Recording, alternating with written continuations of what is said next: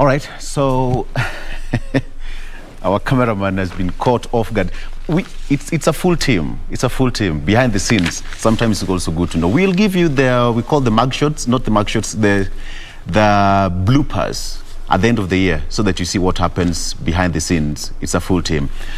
All right, ladies and gentlemen, welcome to the next chapter now. Flipping the chapter and the pages of our local dailies. And with me, I have the Star newspaper.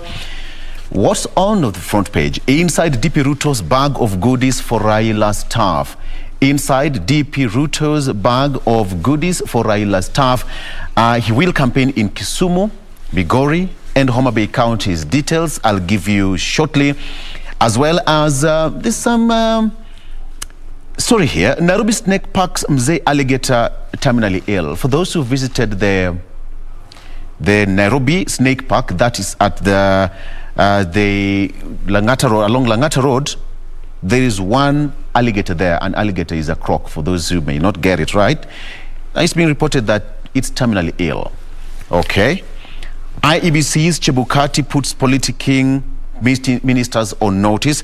Polls agency IEBC has asked cabinet secretaries to keep off the 2022 politics, saying that their neutrality would be diminished by them associating with either side of the divide. The commission has maintained that law prohibits state and public officers from engaging in politics. Will that happen? A matter of wait and see.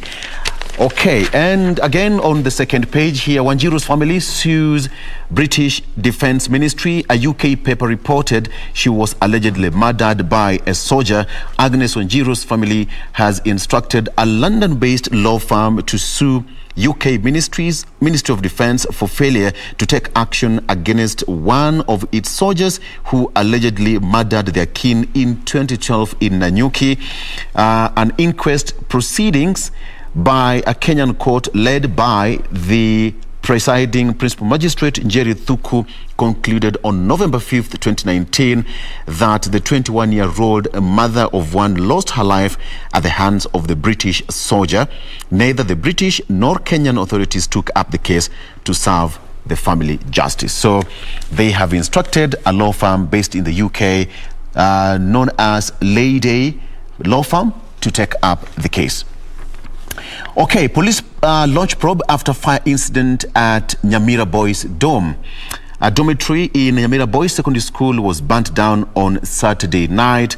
That's according to the County Commissioner, Amos Mariba, who said that the second floor of one of the institution's dormitories caught fire at around 8:30 p.m. while students were in class for their evening studies. So the commissioner said that investigations are underway and alternative accommodation for affected students was organized in classrooms for the night as they organize for better accommodation.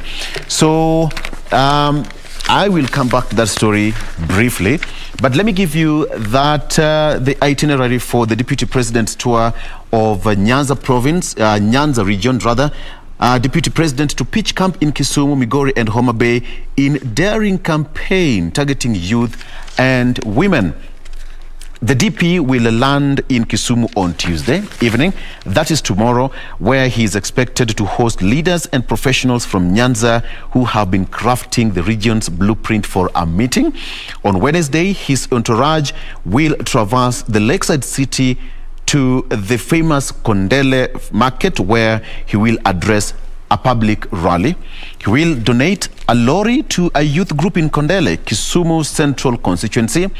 The DP will then head to Nyahera Hall in Kisumu West constituency, where he's expected to meet various small-scale business groups and donate some goodies as well. Ruto will wind his Kisumu tour at Nyalunya Secondary School in Kisumu East constituency, where he will donate a school bus.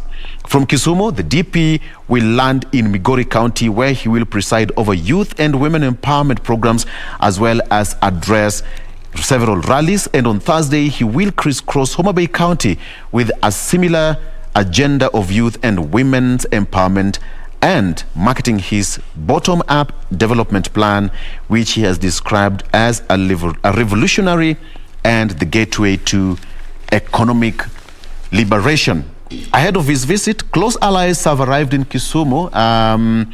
A clear indication that the DP will be in the city to voters to support his candidature.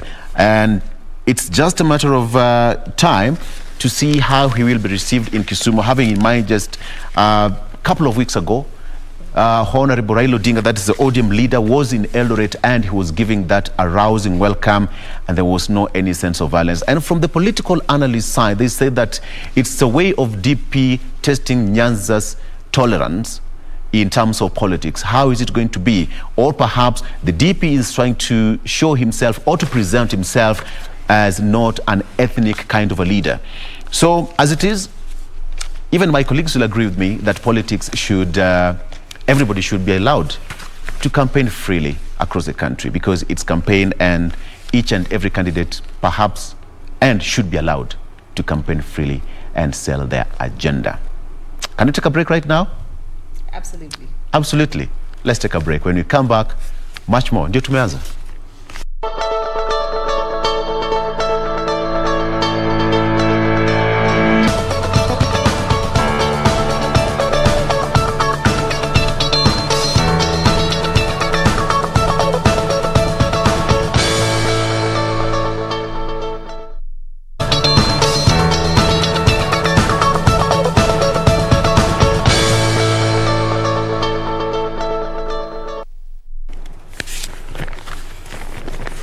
Welcome back. Thank you for staying with us this far. The hashtag still remains to be Good Morning Kenya.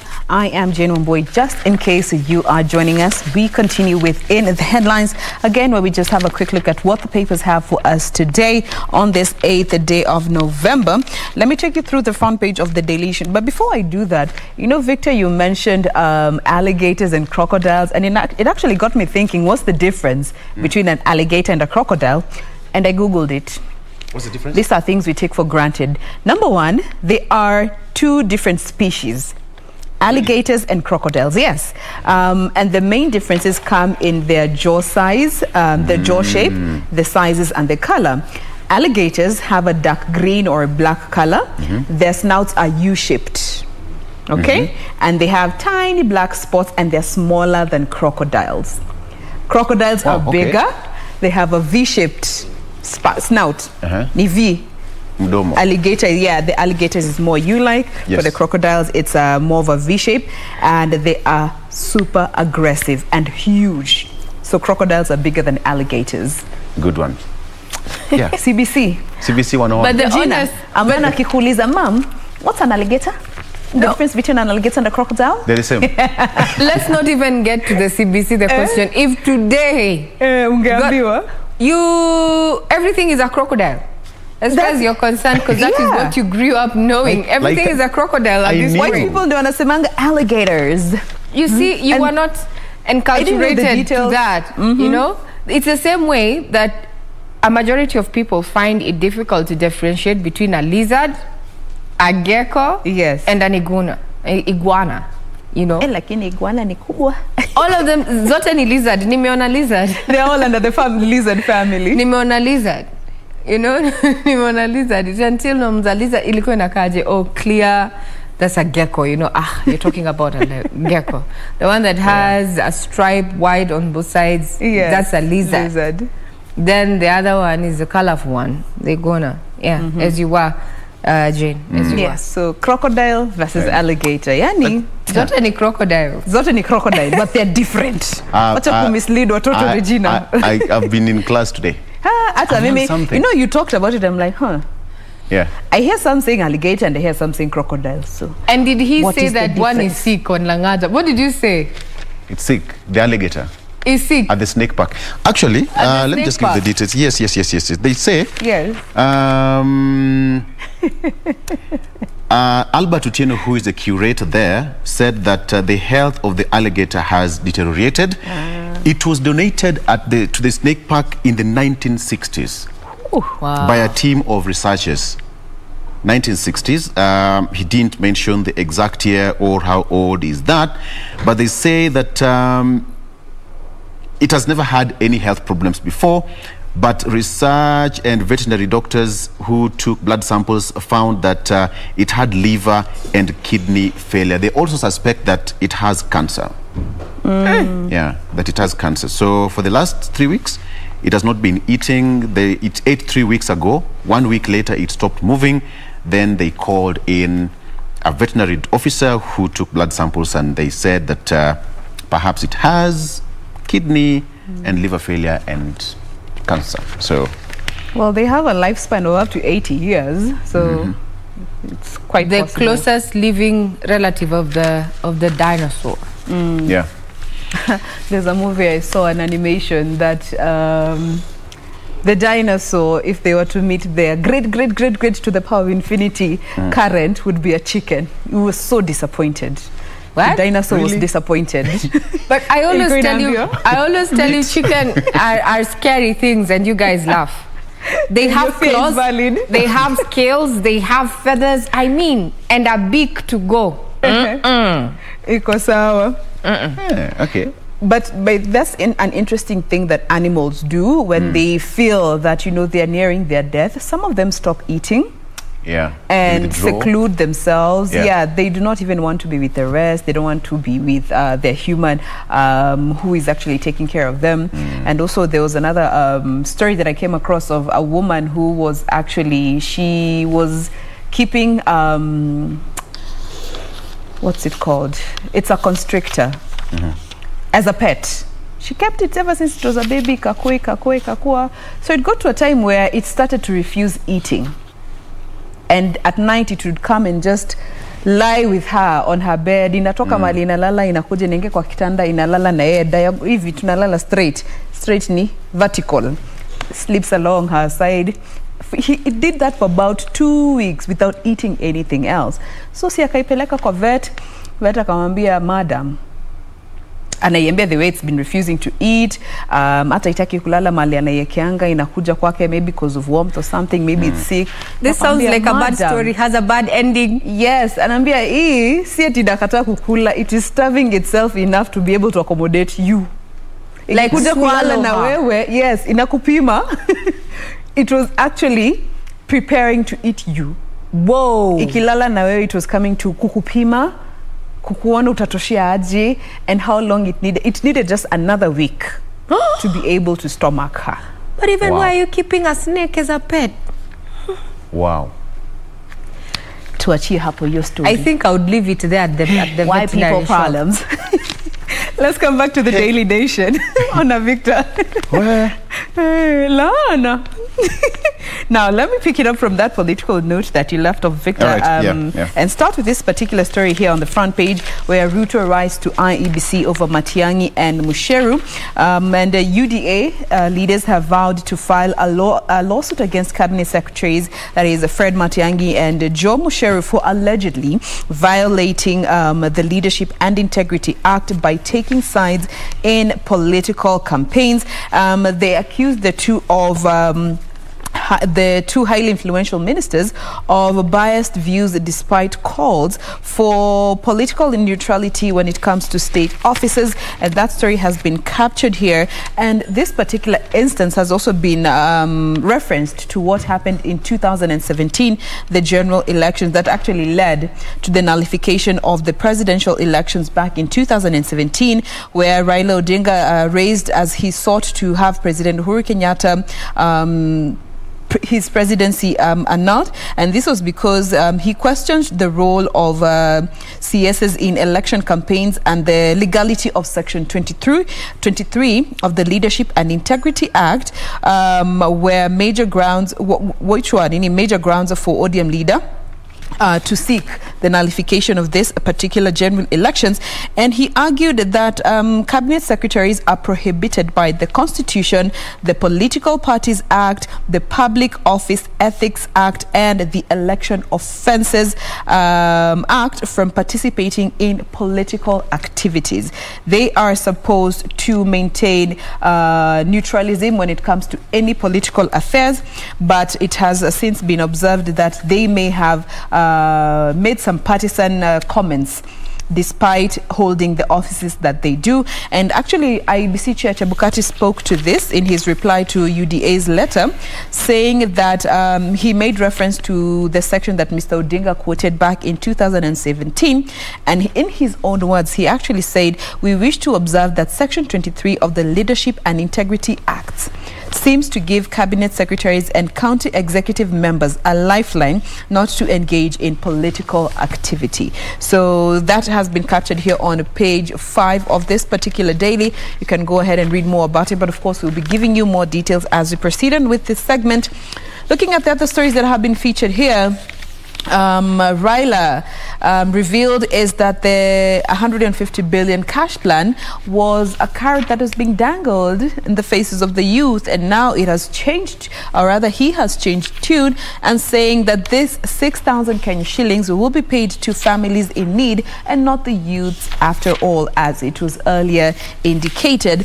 And now the question, is it a well thought out dream, or it was just a not well thought out policy when it comes to this cash transfer, given now that he, in his manifesto, he has come out to say that it will be targeting the poorest in Kenya. So, oh, and finally, this interesting story here covered on the back page of the Daily Nation in regards to alcoholism, which has become a worrying trend among teachers. And TSC has taken it upon itself to ensure that they are at the forefront when it comes to helping deal with alcoholism among its teaching population, and especially the male teachers who have been identified as the most affected. I will be giving you details in a bit. Regina. Front page of the Standard this morning, it's all matters of politics as well as a drought situation compounded by matters sports, where the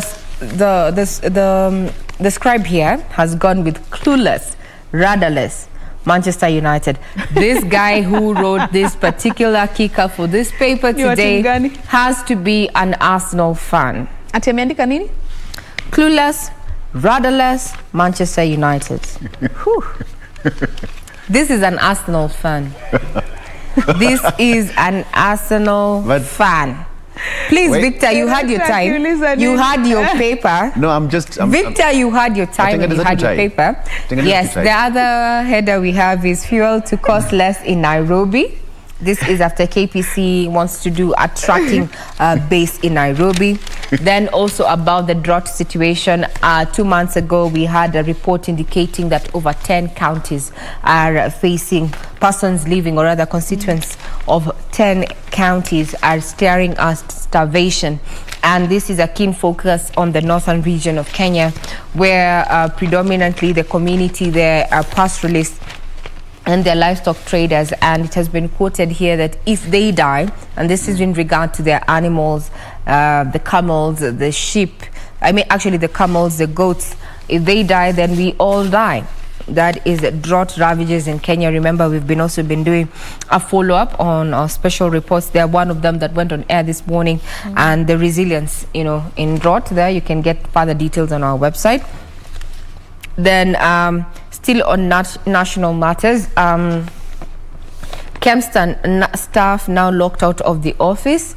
This is after they were told to work from home. Employees have been locked out of IT system and cannot even send emails, which could affect distribution of drugs countrywide. Remember, there's been, we're going to have KEMSA and an arm of government, so to speak. And there's been a lot of talk that maybe these employees have been fired. We've had labor they're saying that there has to be proper transition to, indicate what then will happen to this workforce that worked for this farm there. Now, this is a story that has been fully fleshed out for you in one of these particular papers there. That says that locking out 900 odd employees of the Enterprise Resource Plan ERP system might hamper the smooth supply of medical commodities. Yeah. So during a media briefing on Thursday, Modime said services at the authority would not be disrupted as the National Youth Service and other government employees will oversee operations. Now, this is a new development since Thursday. So where does this leave the over 900 odd employees of the enterprise resource planning system. You know, actually, where does this leave the 900 employees there after that particular system locked them out? It's a takeover. We'll be keeping tabs on that. That just to give you a sneak peek of what has been captured. Now let's go to the big read. The big read is Ruto woos Kalonzo as Raila storms city. Yeah. Front page there we have a mugshot of Kalonzo Musyoka, the Wiper leader. And he's quoted saying, if you hear them, brackets Ruto, looking for me, tell them I am available because Kenyans must consult. Niko available. That's what Kalonzo is saying to Ruto. I'm available. I will be keen to find out, or rather to hear more on this discussion as we continue with in the headlines there. I mean, in Iron Politics, the Kalonzo factor aspect in as far as politics is concerned. We have heard rhetoric around, oh, watermelon and such and such. Well, Kalonzo, would he be the running mate to Ruto? We'll see. It's a long time to come. On the other hand, Deputy President William Ruto says we are open and welcome all leaders who are ready to join us in lifting this country. Bottom-up strategy there, still on Ruto's conversation. On the other hand, Raila Odinga has also been quoted there. In Nairobi, we have ODM and Jubilee. We are joining ODM and Jubilee. Is there anyone who can defeat us? There is a question. If ODM and Jubilee come together, we are unstoppable. Those are the words of Raila Odinga. Captured there in as far as the pictures are concerned, we have ODM leader Raila Odinga with former Gatanga MP Peter Kenneth during a rally in Isili, Nairobi yesterday. On to the other side of the paper, on the same front page, Deputy President William Ruto in Gilgil, Nakuru County, after attending a fundraiser at the AIPCA St. Joseph Kikupe yesterday. With him is none other than Kihika, Susan Kihika, captured there. So matters of politics continue taking center stage. Now, as we go into the details, I'd want to rope in my colleagues in regard to what is happening in as far as the school fires are concerned. I have just seen a certain tweet here from Professor Mboya, who says that you look at it this way. It has to be an issue of the system failing in that our public schools especially have dehumanized the learning institutions where the children are not they're not free to express themselves, that there is no love in these particular schools. And it takes me to my personal experience in high school especially. And I'm like, good Lord, if at any one point in my life I'd be asked, or rather I would be taken back in time, I would want the person who is taking me back in time to totally expunge my high school life. It was horrid, to say the truth. So now when it comes in spite of these new fires, we see it works like a bushfire, one after the other. So is it the high time that we also held the management accountable for this? Because it's the parents who end up paying the damages, yes? True. And now, even with the case in the Buruburu school's fire incidents, we understand 2 girls are going to be charged in court. So at the end of the day, it is the parents who carries the burden, yeah? But then is it time that we also put the authorities to book? Because look at the ones who walked out of school and said, we're going to call you when we're ready to come back. Muhoho, it is. We're going to call you when we are ready to come back. We don't want to burn the school. Can we hold the authorities accountable? Also, let it be an inclusive approach to ensure that schools maintain decorum, so to speak. Jane Victor, what's your take? I think everyone who's part of the value chain has a role to play in all this unrest that we are seeing. Because we are seeing the school heads came together and said, you know, the fact that the ministry put out this academic calendar and they put it in this structured way is one of the reasons as to why the kids are, you know, having this wave of unrest that we are seeing. toa co-curricular, toa any school activities, toa midterm. We are just left with class, dorm, eat, class.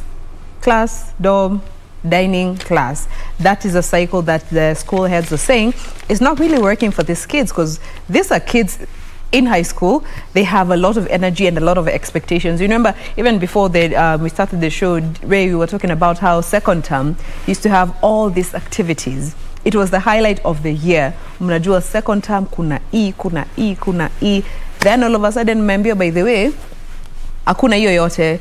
Ni musome, you make up for the 10 months that you lost in order for us to get back to hiyo yenye mmezoea. So the heads say the ministry had a role to play in that.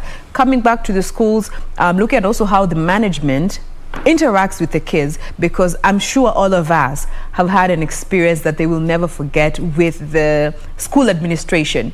Maybe how you were treated, maybe unfairly, maybe you were caned, maybe there's just something that you feel, oh, by the way, as a student, you felt very aggrieved by the school at some point. So you can also see students will blame the administration, administration will blame the ministry, ministry will blame the calendar, calendar is as a result of COVID. Then the cycle keeps going round and round and round. And what happens?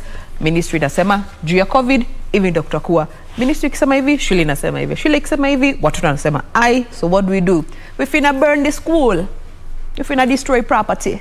But Jen, just to pick it from there, is that reason enough for kids to burn the school?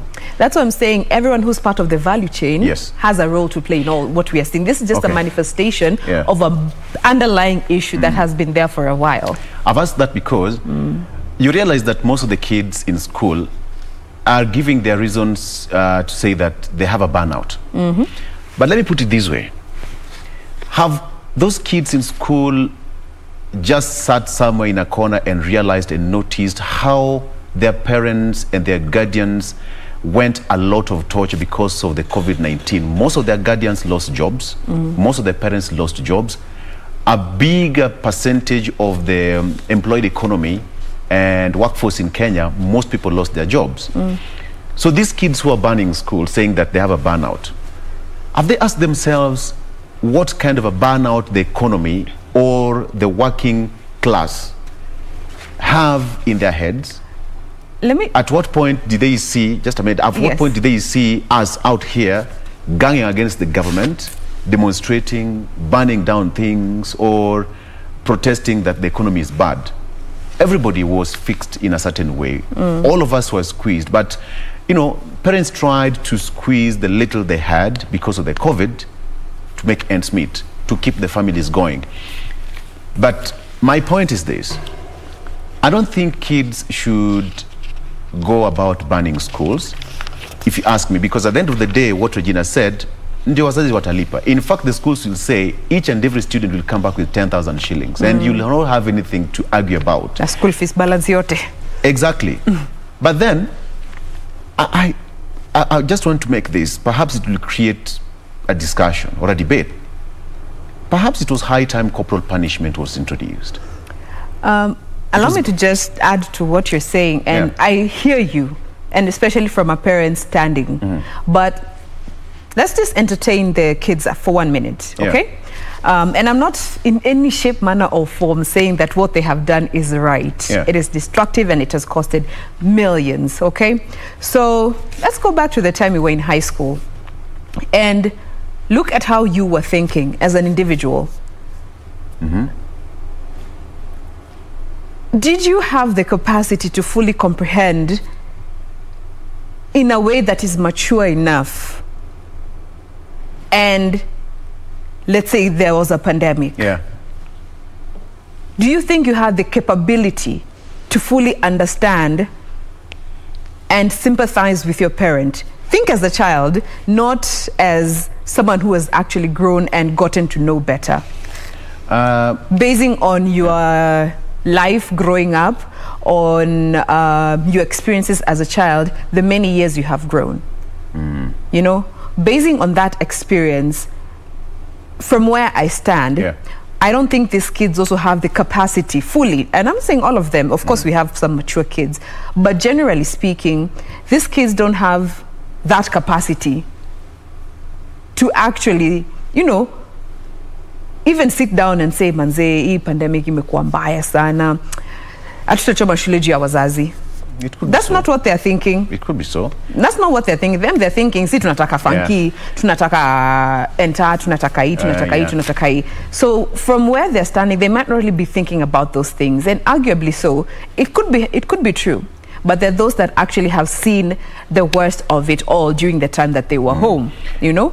And they're part of the ones that are actually really suffering in some of the schools that have had to close down because they now go back to the home setup that they might be, you know, trying to get away from because school was better. It's true that in schools we have some, you know, some bad elements amongst the students. But let me put it this way, you know, at the age, you know, we are in Form 3 and Form 4, we can argue that you are old enough to make certain decisions. And those are the ones that actually lead some of these You get it. cases. Because at Form 1, you know, you're still a child. At Form 2, perhaps now you're drawn into the Form 3 category, and Form 4, nyindu mnatumwa to do this and that. But there's one say that says that a child only educated at school is not educated. You must get that education as well from home. So if you don't get that education at home and from home, then you're going to school, there's something that you're lacking. Mr. Oloo, tough man, never spared anyone in his family. He never scared it. You could get a slap at every given point. We just knew that you're going to school and that was it. That was it. You had no reason to go and do bad things in school. Sisi ni mom alikuwa anatushikanisha vita proper. My dad, by the way, has never caned us. It was war. Proper. It was war. Everybody, including my sister, it was a war. Yeah. So you go to school and unajua tu, the only time utapatikana hapo is during half term and during closing. That was it. Anything else? Oh, transi, nini, you're playing, I don't know what. Suspension. Man. Personally, my father has never caned us. Yeye anakwanga tu wa kuongea. And to date, there are those conversations that you look back and like, wait, Daddy told me this. Yes. Achukua simu nampigia, nyewe dad, it's real, it's happening. Ray. Yeah. Growing up, my brother and I were caned 1 times 3. Moja asubuhi, moja lunch, moja jioni. And it was not my dad or my mom, it was both. Oh. To a point that I remember every day when we were taking the bus to school, and we had to cross the road. My dad never held our hand. Actually, he pulled our ears. My brother's ear on this side and mine on that. To a point that when in the morning when you're carrying our bag, we just give him the I can ear. imagine the picture, Regina and the brother. You were not even told, like, Victor. Oh, unajua tu. Unapenda tu sikio. Unajua.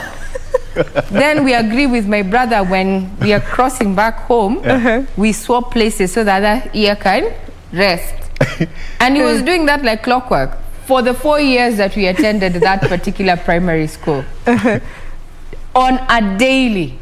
I don't know what was wrong with our hands, but our ears were pulled on a daily. Hautabaki nyuma.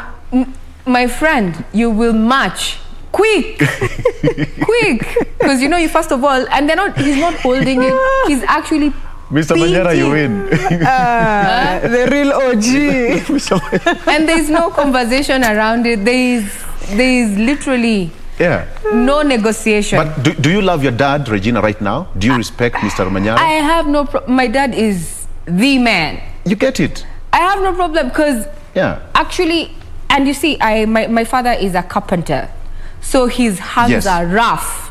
Rough, sandpaper. Sandpaper. So the thought that he can actually decide to even slap you or pinch you. You'd rather just give the ear and go willingly, you know, because you might even get a bruise, you see? Mr. Manyara, you brought up a very good one. That was a good one. Military style. That was us. And there was no room for negotiation. We did not ask why mbona dad unanifunya mask. My dad would cough. We all say yes. Cough. I'm like, clear, yes.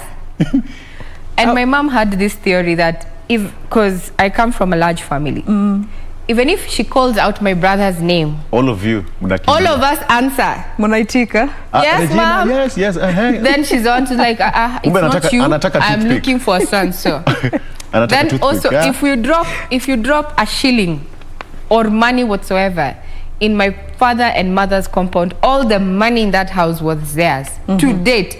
Ata shilingi yangu kiasema nani yako na pesa yangu, my friend.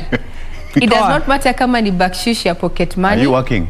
We used to go back, come with the excess pocket money, you surrender it. Rayapa kuna mtu anasema, hey, sema school of hard knocks. I don't know even how I survived. I don't know how I survived. Regina, perhaps let me just ask you, do you think corporal punishment should be introduced? Because kids are not being caned at home, neither they being caned at school. The good book says, we all know that verse. Spare the rod. I mean, not literally though, kuua mtu ama whatever. There's just that element of inflicting some pain. Even your little one akifanya makosa, you spank him or her, you know. Usifanye hivi does not mean that you are killing that child. We had this conversation with a counselor, a child psychologist, who explained that, you know, we are living in the 21st century. You cannot bring up the child the way. Supposing if I decided to, every time my baby takes the bus, I'm pulling her ears, she'll riot. You know, like, because she doesn't understand because that's what was done to you. That was, you see, I can't just holistically take what was done to me and impose it on my child because times have changed. However, that does not mean that you bring up your child laissez-faire. What it means is that tough love has to be applied. You know, has to be there in the equation. And talking about our schools, if you're denied, responsibilities begets you privileges. And that is my theorem. If you are responsible, you will watch that television. Freedom. Frequently as you may. You will hang out with your friends. But if in my house, people have to be in by 5:59, not a minute after. Before the flag, iletwe chini. 5:59 is the latest. We can push it. Bendera isikupate nje. Yes, if we will discuss with your children, this is my limit. This is what you can do. This is what you can't do. And if they break that, take away their privileges. Pinch if you have to. So we all agree but that you have to know it has to. You cannot start caning a teenager at this point, surely. You can't cane a teenager. You can't. So we all agree that it's about upbringing, because you know corporal punishment was banned way back in 2012, 2011, thereabout. So the kind of lot who are banning schools right now have gone through that phase where there is zero corporal punishment. Even you right now, a neighbor can even take you to court. Nilisikia anachapa mtoto wake analia so and so because of the children's right and what have you. You know, I mean. But I have a theory and I have put it in practice. I have never shied away from disciplining. Apana, iyo hakuna. Haki is after 21, not even 18. Haki yako inakuja after 21. Yes. And I think it's the foundations that we create within the home now you're answering area. It's the foundation. If your child knows expressly, mom says this is wrong, and she will not negotiate with you. We have to instill some form of discipline, because by the time we were coming to, you know, the government took up to banning corporal punishment, it has gotten out of hand. That there are some rogue elements within the learning institution and the value chain therein who took it as an opportunity to punish the parents through the children and vent out their frustration and anger. To these children. We need to come up with a system. So now we have done away with corporal punishment. What instead have we put in place when it comes to discipline? Because discipline, if you're not disciplined, you cannot succeed in every aspect. You have to be disciplined. So there's no two way about it. What I know is that discipline, or rather respect, discipline, responsibility comes with privileges. If you are not adhering to that, my friend, that TV that you're saying it is your right, or Wi-Fi, or hanging up, not in my house. Not in my house. We have to equate, we have to step in the gap, because even when you go to a playing field, Victor, and Jane also, you might bear me witness, there are those elements, there are those children that we meet out here and you turn around like, who are your parents? The children are ill-spoken, you know, ill-mannered, and you wonder what is going on. We can all conclude that it starts at home. It does. It does. At home. It does. But personally, I think the crime determines the punishment. Si kila saa ni kuchapa. No. Si kila saa ni kuongea. Depending on the crime committed. Yeah. And I'm using crime loosely. Determines the form of punishment to be administered. Need to go back to the drawing board, because teachers are getting overwhelmed, by the way. Hajui background ya mtoto, where they come from, the hardship, the kind of leisure they have, you know, the kind of extravagant kind of lifestyle. So it's about parents. Teachers will just do the academic bit, but you bringing up your child, because you know you're the parent, you know your child better. It's, you know, before we take a quick break, and this is on a very funny and lighter note. I have a friend of mine. Her firstborn is a boy, a son.